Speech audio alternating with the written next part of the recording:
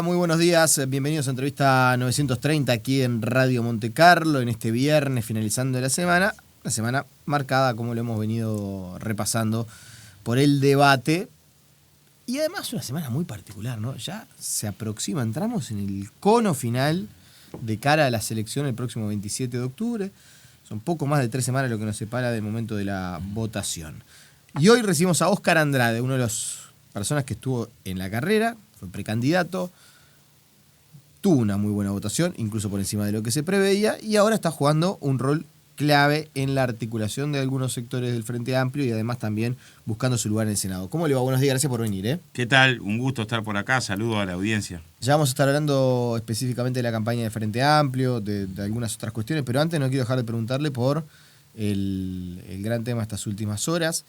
¿Lo sorprendió que Manini haya ido a la justicia y haya presentado un recurso de inconstitucionalidad para ganar 6 meses? No, creo que los procesos judiciales que han tenido que enfrentar integrantes de las Fuerzas Armadas, si bien por razones distintas a esta, ¿no? Eso vale la pena aclararlo, por temas vinculados a crímenes del terrorismo de Estado, si en algo han sido especialistas es en utilizar el último recoveco jurídico para dilatar procesos. Entonces no me extrañó. Es una acusación muy dura la que tiene que enfrentar ahí por parte de los fiscales y que jugar a una chicana judicial. Me parece que usted, más allá de las cuestiones, que eso va de suyo, es obvio que no es lo mismo, pero lo equipara con la estrategia que siguieron los violadores a los derechos humanos. Jurídicamente, o sea, desde el punto de vista de estrategia judicial, los asesores tienen similitud en la forma en la que abordan los procesos judiciales. De hecho, en muchísimos casos han logrado encontrar chicanas dentro de la chicana. Tenemos responsables de crímenes en la dictadura que fueron condenados a cadena perpetua en el juicio de Roma, que acá tienen prisión domiciliaria, entre otras cosas porque por los crímenes principales no se los logró juzgar, y no se los logró juzgar porque han encontrado siempre vericuetos. En este caso, sabiendo que no es lo mismo desde el punto de vista de la esencia, pero claramente no es lo mismo, pero tiene que ver con encubrir crímenes, ¿no? O sea, a ver, ¿de qué se lo acusa a Manini? De encubrir crímenes, de que en conocimiento de crímenes no cumple con la función que tendría como funcionario público. Es más, también es cierto que en ese momento es destituido porque además de encubrir sale a criticar fuertemente al Poder Judicial, con todo lo que implica desde el punto de vista de las Fuerzas Armadas, cuestionando otro poder legítimamente constituido. En medio de este componente que saben los fiscales, también reincide en el sentido de poner en tela de juicio la justicia. Es un tema muy grave. El tema es que, como estamos en campaña electoral, y nadie quiere perder mucho o demasiado la posibilidad, yo creo que en la oposición, de poder armar todo un arco opositor, yo creo que eso obedece a que no se ha salido más duro con Manini. Porque yo no puedo creer. No le han pegado porque lo quieren como socio. No tengo duda.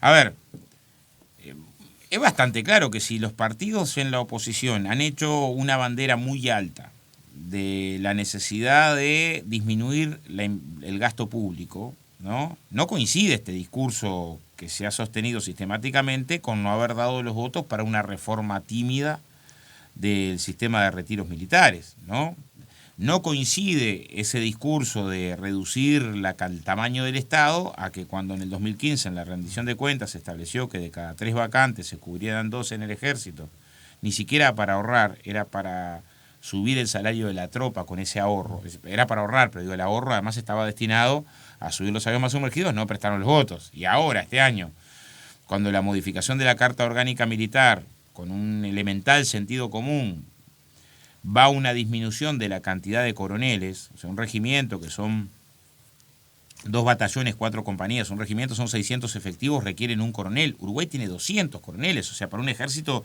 de 120.000 efectivos.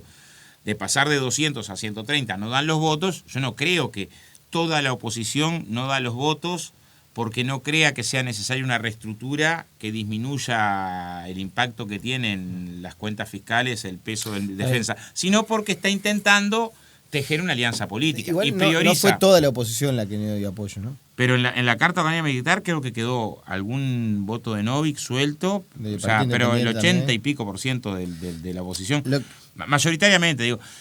En estos casos, me parece que claramente. Y de hecho, para poner el último, cuando fue el tema de la Sí, reforma de la tuvimos caja Darío militar, Pérez, se eso nos le iba a faltó un decir, ni voto. siquiera tuvieron los Además- votos del Frente Amplio. Además nos faltó un voto. Que no, ni me hagas acordar que me duele hoy que nos haya faltado ese voto.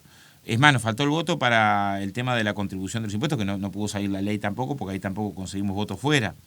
Pero parece claro que el Frente Amplio, si tiene el Frente Amplio 66 legisladores entre senadores y diputados y 65 votaron, parece claro que una voluntad del Frente Amplio de atender este problema. Ahora, Yo creo que la oposición lo que intentó ahí es decir, bueno, vamos a tener que formar un gobierno con Manini. Esto cuesta decirlo porque en realidad hay sectores amplios que votan al Partido Nacional y al Partido Colorado, pero que no quieren ir ni a la esquina con un planteo del tipo de los que hace Manini, ¿no? Tiene un vice que salió a decir que iba a haber la homosexualidad obligatoria. Hace pocas semanas. a ver si lo interpreto. Usted dice que se están abrazando a la culebra. Yo lo que estoy diciendo es que están priorizando el acuerdo electoral futuro, ¿no? Y la posibilidad electoral de triunfar en una coalición más alta por encima de ideas que yo tengo que creer que tienen, porque en realidad hace años que vienen sosteniendo. Ojo, también el otro día en una conversa de este tipo un compañero me dice, sí, pero mirá que esto pasa con las Fuerzas Armadas, pero también pasan las intendencias donde gobiernan. O sea, uno mira las intendencias donde gobiernan y han incrementado la cantidad de funcionarios públicos, de cargo de confianza. Entonces, el discurso de la austeridad es un discurso desde la oposición, pero que no se ejercita en la práctica de gobierno en muchísimos lugares donde los partidos tradicionales gobiernan. Capaz que el caso más escandaloso fue el periodo pasado en Salto, donde se entregó la intendencia sin pagar los sueldos. Riesgo que existe ahora en Maldonado, ¿no? Nos decían los ediles del Falla, hoy la intendencia de Maldonado está al borde de un problema grave, que es no encontrar recursos para poder pagar los sueldos. Entonces también ahí hay una discusión de no siempre es coincidente el discurso que se coloca desde la oposición con la práctica de cuando es gobierno, lo que también hace al debate político, porque en el programa y en las propuestas todos podemos hacer esfuerzos en el sentido de la austeridad. Después está el tema de cómo lo haces cuando gobernás. Ahora, yo escuchaba a Arbeleche hoy sí, diciendo una cosa muy curiosa, diciendo que si gana el Partido Nacional, sus intendencias sí van a ser austeras. Una cosa medio increíble. Bueno, pero la primera pregunta que se me surge es... Sí, dijo que se iban a tener que alinear con la austeridad. Claro, pero a ver, si es una orientación de tu partido, hoy, no cuando ganes, es una orientación de tu partido, ¿por qué tu partido no orienta a las intendencias a que sean austeras hoy? ¿No? O sea, no es necesario, si ya gobernás ahí. O sea, pensar la austeridad para cuando también seas gobierno a nivel nacional. Si la austeridad es un valor siempre. La primera pregunta que me surge es, pero Azucena, ¿su partido no orientó a las intendencias donde gobiernan a que sean austeras ahora, en este periodo o en el anterior? Bueno, pero estás parte del debate político de este tiempo. Y puede darse la coyuntura que usted tenga que compartir cámara con Manini. Sí. Usted Sí. es candidato del Senado, Manini es candidato a la presidencia, Pobre pero Manini. también encabeza. Pobre Manini, estaba pensando en eso. ¿Por? Le va a ser más difícil al que a mí. Yo me voy a volver con muchísima tranquilidad. Podemos tener un Senado que va a ser variopinto. No, pero además de eso, capaz que le tiene que votar el desafuero. Si está, sí, puede ser. Sí, claramente. Y ahí, es más, y ahí ya tiene la posición. Yo le votaría el desafuero a cualquier frente amplista que estuviera acusado por la justicia. De cualquier tema. Sí, yo creo que es un error cuando no votamos desafuero. En algunos casos un escándalo, ¿no? El caso de Casas fue un escándalo, porque en realidad tenías 10 procesamientos en la OCE por fraude y estafa, y la Cámara terminó no votando el desafuero y condenando un fallo, la sentencia posterior de muy duro del juez, diciendo lo que hubo acá fue generar condiciones de impunidad. A mí me parece que en realidad... Habla de Alberto Casas, ¿no? Claro, la decisión que se tomó de ir sin fueros a la justicia es una decisión acertada. Los fueros son de la Cámara, ¿no? Yo sé que puede haber casos en un conflicto de poderes, una situación de crisis institucional, pero en casos circunstanciales que tienen que ver con delitos, ir a la justicia sin fuero me parece lo más natural, no solamente en el caso de Manini, en todos los casos. Me parece que ayuda a la fortaleza institucional no comprarnos esa... Los actos de gobierno son 3 tipos de actos de gobierno. El Poder Ejecutivo vía decreto, el poder legislativo vía leyes y el poder judicial vía sentencia. Que haya armonía en los tres poderes del Estado hace a una democracia fuerte. Y bueno, creo que ahí no abusar de esas facultades. Que ya sepa Manini que si piden el desafuero estando usted en la Cámara. Sí, mi voto va a estar para el desafuero y me parece que Manini tendría que ir a la justicia sin fueros.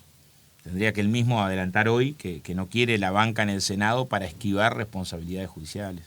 Y le haría bien a él, además, y bien al proceso político ¿no? ¿El proceso político de la campaña? De la campaña toda, ¿no? O sea, en realidad enfrentar demandas ante la justicia sin fuero me parece que es natural, y en muchos casos este último tiempo ha habido ejemplos de esas características, y que cuando no se hace, ayuda a generar un manto de duda y de sospecha sobre el sistema político todo, y eso es un problema para la democracia. Más allá de derechas o izquierdas. Como señal política es una señal complicada. Yo sé que por qué existe el tema de los fueros, para momentos de crisis institucional, donde un poder quiere tragarse a otro poder, para que no exista el gobierno de los jueces. Sí, pero nadie puede acusar que estamos en un momento ni parecido de esos riesgos institucionales. ¿Cómo viene la campaña? Yo creo que la campaña pegó un viraje. Mi opinión es que pegó un viraje importante, radical, que inesperado. Inesperado. O sea, y yo lo fijo en la convocatoria del banderazo. Me parece que fue una convocatoria que desbordó. Fue mayor a la del 2014, en un Frente Amplio que venía muy mal. El Frente Amplio tuvo que administrar un periodo económico de dificultades, un periodo donde los precios de los commodities cayeron, cayó la inversión privada en toda América Latina, donde la región está en crisis, cosa que siempre nos llevó puestos. Por lo tanto, los resultados fueron menores. Creció el salario, pero creció menos el salario que en otros periodos. Disminuyó la pobreza, pero disminuyó menos la pobreza que en otros periodos. Aumentó la inversión social, pero aumentó menos la inversión social. Algún problema más de empleo, en particular con sectores de los menos preparados, por lo tanto en el sector que para nosotros es prioritario. Se construyeron más de 300.000 puestos de trabajo, se perdieron cerca de 50, pero los 50 que se perdieron justamente son en los sectores de menos calificación, por lo tanto en los barrios más populares. Eso para el Frente Amplio es una herida. La inseguridad. Los problemas que están relacionados con la inseguridad y la violencia. Pero en ese contexto, la respuesta política social, seguramente multicausal, de que miles y miles y miles de frente amplistas se movilicen, cuando la política moviliza poco, o sea, cuando los actos políticos no venían siendo para nadie demasiado contundentes, es una actividad además en la que no había ni espectáculo artístico ni estaba la fórmula hablando. O sea, pasó por ahí la fórmula, pero no es que ibas a escuchar el acto de cierre. Marcó un punto de inflexión en la campaña que se notaba ahí. Se notaba en compañeros y compañeras, muchos, que hacía mucho tiempo no participaban de ninguna actividad, que volvieron a participar. Y como creo que los procesos políticos se dirimen más por abajo que por arriba, más por acá que por los jingles, por la campaña publicitaria, se juega mucho en la acción cotidiana. Más que por los debates. Creo que eso, y hasta más que por los debates, creo que eso explicó lo que fue la acción del Parque Rodó. El Parque Rodó volvió a desbordar. Una actividad que tampoco tenía demasiado vuelo, ¿no? Fueron más de 30 a 40.000 personas a lo largo del día. Habiendo otros actos y actividades, creo que el MP organizaba un agite en Canelón, en Las Piedras, y en Capurro había, y en La Teja. Sin embargo, de vuelta una convocatoria que es masiva. Lo que me parece demuestra, cuando estos procesos se desatan por abajo, generan, multiplican posibilidades que el Frente parecía que no tenía hace 20 días. Como decías hace 20 días, te iba a decir, la mayoría parlamentaria, ¿no? Es una hipótesis imposible, ¿no? O sea, no está en la cabeza de nadie que pueda ganar el Frente en una segunda vuelta, pero mayoría parlamentaria va a haber que tejer con otro. Hoy te voy a decir, mirá, además con lo fragmentado que está el sistema político, que con un 45 y algo, podés tener mayoría parlamentaria hoy, que la mayoría parlamentaria es lograble. Porque estos movimientos pueden mover 4 o 5 puntos de pero usted no está perdida la mayoría parlamentaria. No, creo que no. Creo que es un objetivo que hoy el Frente, un objetivo ambicioso, pero alcanzable. Hoy es alcanzable. Además, porque justo coincide en la misma semana que en algunos lugares del interior, como Salto, Paysandú, Flores, también a los organizadores los descoloca la convocatoria. Departamentos que venían con dificultad. Entonces, me parece que hay un momento que es el más complicado para las encuestadoras, porque son las que después tienen que explicar por qué si marcabas tanto. A mí me pasó en la interna. Vos veías en la interna, aun cuando las encuestas te daban un 9, un 10, de que ibas a un proceso en las últimas recorridas, donde amplísimos sectores de Frente Amplistas, independientes, de distintos lugares, se sumaban a la votación. Y vos decís, ¿cómo la encuesta logra captar esto? Que terminaste un acto y hay compañeros al terminar el acto que te dicen, a partir de hoy te voto. O sea, ¿usted percibió antes que las encuestadoras sí, claro, el aumento es más, gané asados. O sea, yo le gané a Emiliano Cotelo le dije en 24, la encuesta que me da más da un 12, y le gané un asado que no pagó aún, que tu colega, y algún momento va a pagar, y a Vivi Ruggero y Patricia. Por la mayoría parlamentaria le juego. También le aposté un asado. Por la mayoría parlamentaria le juego ahora. Yo también le aposté un asado. Yo sí puedo apostar por cómo vamos a jugar en la interna. Y me tirás un dato, yo tiro otro, y te digo cuánto va a andar el espacio del Senado en la interna.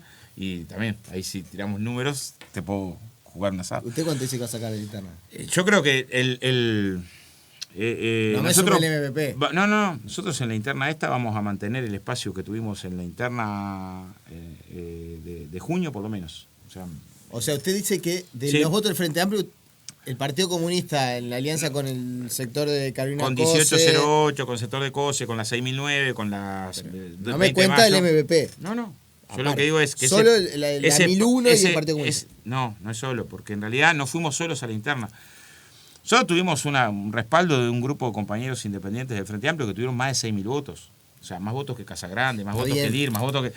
Donde había compañeros de todos los lugares. Está bien, o sea, Oscar, pero la realidad es que en el mapa político del Frente Amplio, esto es a grandes rasgos, pero también para que la gente... Yo sé que hay grupos de militantes y de dirigentes que se ponen bajo un mismo paraguas, pero hoy por hoy tenés el espacio encabezado por Mario Vergara, el MVP, lo que queda ahí de Asamblea Uruguay, alguna cuestión que se pueda armar, ustedes con Carolina Cose y los socialistas. Ahora, déjame un ejemplo para ponerte... Usted dice que de eso va a sacar el 25%. Yo lo que estoy diciendo es, nosotros tenemos un espacio político hoy que si saca 4 senadores y 12 diputados, de esos 12 diputados hay 6 diputados que son frente amplistas de distintas tolderías no comunistas.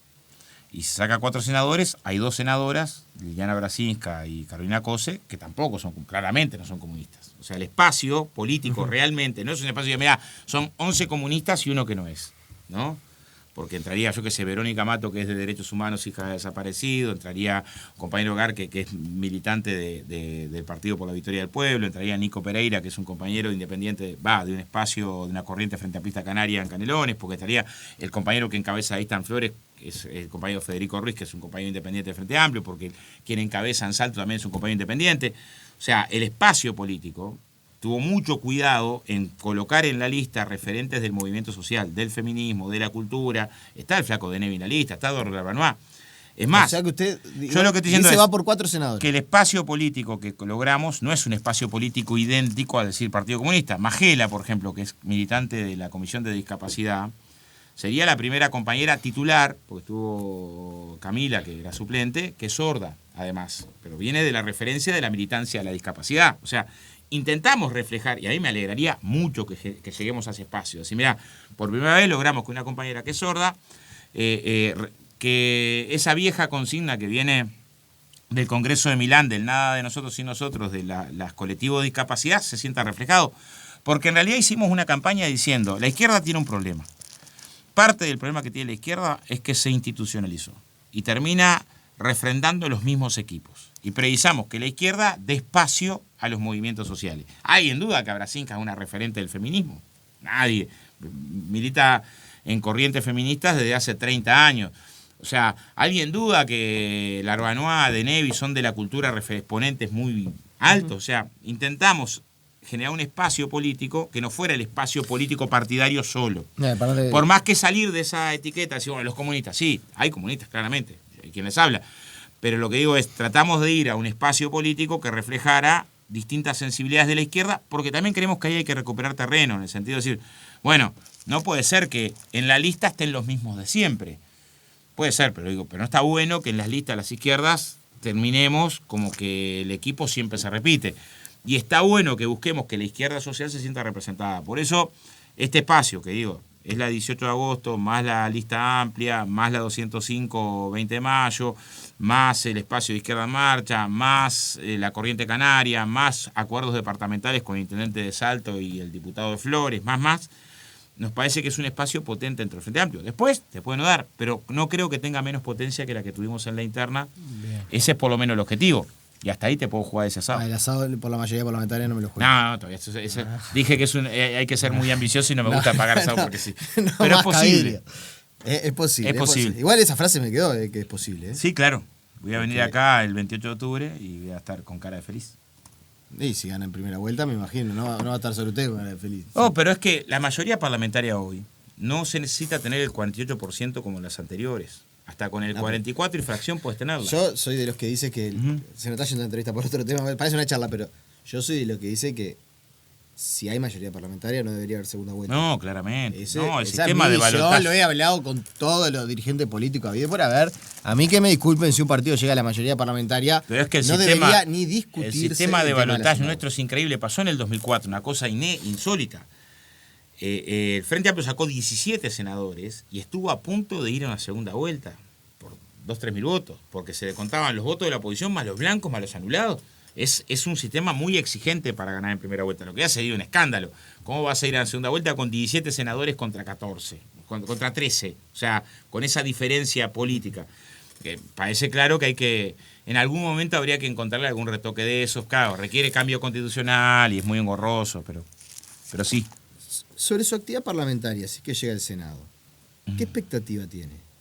Bueno, yo creo que voy a intentar hacer cosas como las que hice cuando intenté trabajar leyes. O sea, la ley de discapacidad la trabajamos a nivel parlamentario, pero mucho la trabajamos a nivel social. Pues digo, hoy los trabajadores de actividad privada tienen licencia para atender a sus hijos en situación de discapacidad porque esa norma existe. A mí me da mucha alegría, por más que hay partes de la ley que me hubiera gustado que se respetara la redacción original. Pero, ¿qué hicimos antes? No presentamos solo la ley, presentamos con la ley una campaña de firmas, campaña de sensibilización, trabajar para la inclusión efectiva de las personas en situación de discapacidad, con la ley de responsabilidad penal, cuando nos tocó presentarla. También sabíamos que había que dar una gran batalla cultural que incorporaba también a los trabajadores y a las trabajadoras, pero empezamos con una campaña que colocó las tasas de siniestralidad en el mundo, la posibilidad de descenso de la tasa. Hoy hay 20.000 accidentes menos que los que había antes de la ley. Entonces, cuando yo miro actividad parlamentaria hacia adelante, ¿qué cosa me parece que habría que trabajar en términos parlamentarios? Bueno, Uruguay tiene que ir a un registro de bolsa de trabajo para tratar de democratizar el acceso al trabajo. ¿Por qué? Porque hay sectores, el trabajador de más de 50 años o trabajadora es discriminado objetivamente. Es mucho más difícil conseguir trabajo a determinada edad que a otra edad. ¿Y cómo funciona esa bolsa de trabajo? A ver, nosotros logramos un registro de trabajadores que ingresa por sorteo y lo gestiona el Ministerio de Trabajo para la mano de obra no calificada en la obra pública. Y además logramos meterle ahí que hubiera un cupo del MIDES. De pasada, para que le preguntes a alguno de la oposición. La oposición no votó esto. O sea, prefería la libre disponibilidad del empresario por encima de afirmar, porque decían, ¿cómo le obligás que tome a alguien del MIDES? O sea, bueno, toda la vida criticando que el MIDES tendría que generar trabajo y no la partida social, y cuando generas un mecanismo en la inversión pública, no privada, o sea, las obras que hace el Estado, resérvese un cupo para 18.516 la ley, ni un voto de la oposición en el Senado de Diputados. Pero mecanismos de ese tipo, decir, bueno, me parece que es importante que vos vayas generando espacios que ayuden a que se fortalezca la justicia social. El decreto 158 de la OIT también creo que Uruguay retrasa. De hecho, presentamos una minuta cuando fuimos diputados. Logramos que lo aprobaran todos los partidos y después no se reglamentó. Pero ahí prohíbe que los despidos sean sin causa justificada. Una cosa de sentido común. Muchas veces se habla de las medidas del sindicato, de que el sindicato tiene que negociar antes de tomar medidas. Yo estoy de acuerdo. Ahora, y las medidas del empresario, cuando va a despedir a alguien, no es que tiene que argumentar por qué antes y dar un fundamento y que no sea la libre disponibilidad. Y porque estoy apretado de plata, bueno, no tengo rentabilidad. Eso es un argumento. No, pero eso es un argumento. Es un argumento, me estoy con dificultades. Lo que no puede ser es no me gusta tu cara.